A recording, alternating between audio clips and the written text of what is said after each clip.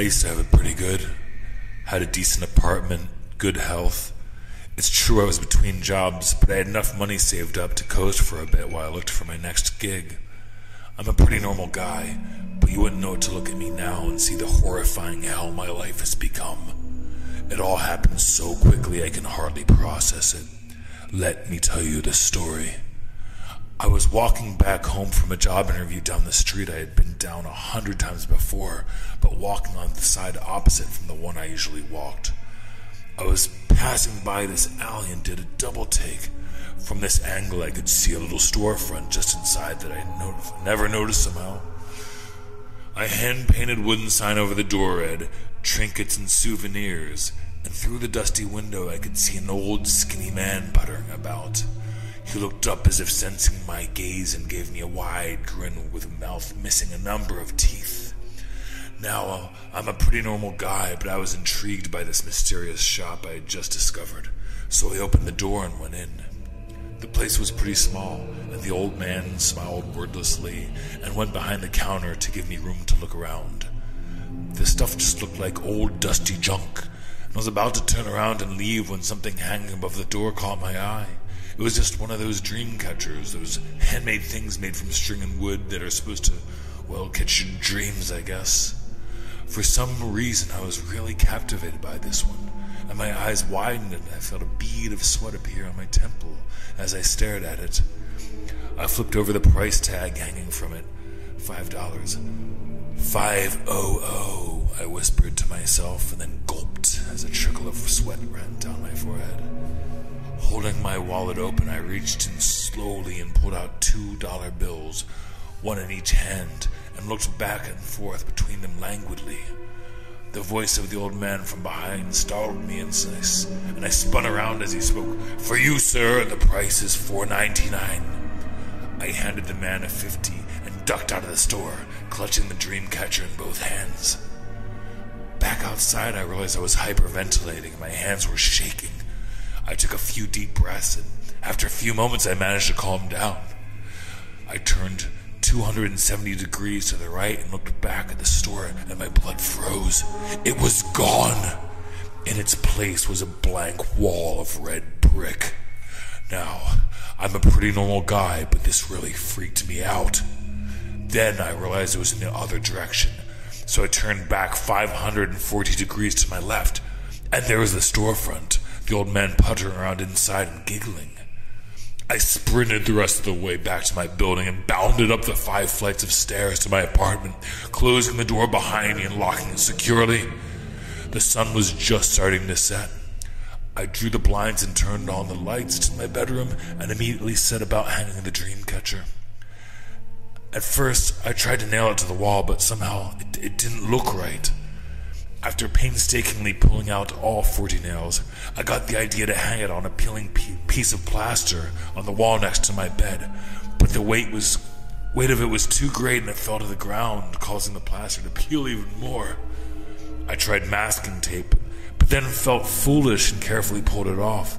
After several more attempts, I finally settled on suspending it between 3 strings, one mounted on each of the walls of my room and causing the dream catcher to float suspended just a few feet from my bed. Finally satisfied, I wiped my sweaty brow and looked at the clock. It was 3 a.m.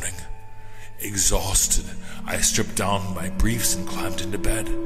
I looked up at the dream catcher with a contented smile and made to clap off the lights, but my hands froze an inch from each other before I could finish the second clap as something caught my eye. On the back of the dream catcher was attached a small card that I hadn't noticed before, with something written on it. I got up on my knees and reached up to examine the card. There was a really racist drawing of an Asian man smiling on it. You know the type of drawing I mean. Now, I'm a pretty normal guy, but I found this really offensive. Underneath the picture were these words written in all caps. "It only catches terrible dreams." I gulped and a chill ran up my spine. My eyes widened and I mouthed the words slowly and silently to myself. "It only catches terrible dreams." I said it again, Something about the rhythm of the phrase was irresistible, pulling me along like a Conestoga wagon. I started to bounce up and down on my knees slightly, whispering it over and over again to the rhythm. It only catches terrible dreams. It only catches terrible dreams. It only catches terrible dreams. Terrible dreams. Terrible dreams. It only catches terrible dreams. I couldn't resist the urge to stand up and start marching across the floor, stomping forward on the words only and terrible as I repeated it over and over, now in a normal speaking voice. It only catches terrible dreams. It only catches terrible dreams. It only catches terrible dreams. It only catches terrible dreams. Suddenly, there came a banging from the floor beneath, and I froze, eyes bulging as I shoved my fist in my mouth to silence the irresistible mantra. I stood on my tiptoes completely still for several moments. The banging did not occur again. I realized I was bobbing on my knees. The words of the rhythm were still running through my head. I pursed my lips into an O and breathed in and out quickly, bending on one knee and extending my other leg to the side in a runner's stretch. I then switched and did the same to the other leg. It only catches terrible dreams. I found myself whispering the words again, bobbing my knees and fists in time. It only catches terrible dreams. It only catches terrible dreams. My whisper increased in volume, and I placed my fists on my hip, bouncing on one leg and stamping the other foot alternately in front and behind me as my chanting grew in volume. The banging my foot made against the floor brought a strange little thrill as I gave in, chanting in this shrill, choked voice, "It only catches terrible dreams! It only catches terrible dreams!"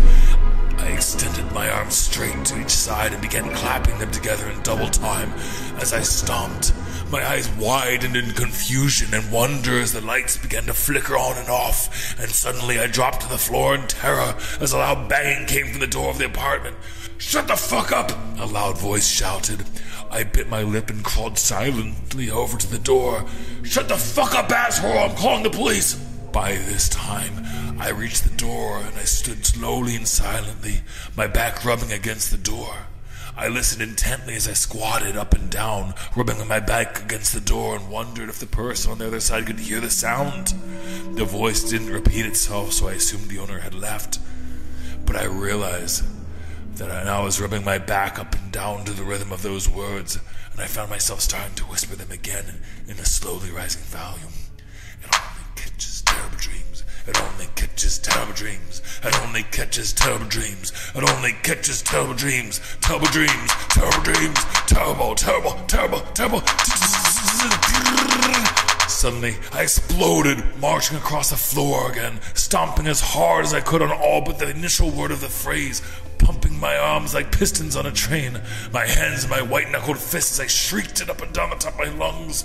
It only catches terrible dreams. It only catches terrible dreams. It only catches terrible dreams. It only catches terrible dreams. It only catches terrible dreams. It only catches terrible dreams. It only catches terrible dreams. It only catches terrible dreams. Sweat poured from my brow and my eyes felt like they were going to burst from their sockets. Suddenly, my blood froze again at the distant sound of police sirens. I clapped my hands over my mouth and looked out the window in terror. I couldn't see any police cars, but the sound was unmistakable. There was only one thing I could do. I pulled a rock from under the couch and threw open the door to my apartment, bounding down the stairs two at a time until I was out in the chill of the night air. Running as fast as I could, I found my way back to the alleyway where I'd bought the dream catcher, which seemed like a lifetime ago. I stood facing the alley and turned around 360 degrees, and then ran towards the entrance of the shop. All the lights were out in the shop. I hurled the rock at the glass in front of the window. Glass shattered and fell everywhere as the alarm began to blare. Carefully climbing through the window, I glanced frantically around the shop. There was a dingy rug on the floor, which I wrapped around my clearly naked body and clinched around my waist with the tape measure I found rolled up on the counter. I picked the rock back up and with my other hand grabbed a small statuette of a falcon before running at the door full force, thankfully causing it to break wide open.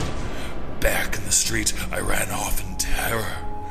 I don't know how long it's been since that awful day. I sleep under bridges or on top of air vents now. I can never go back to my apartment.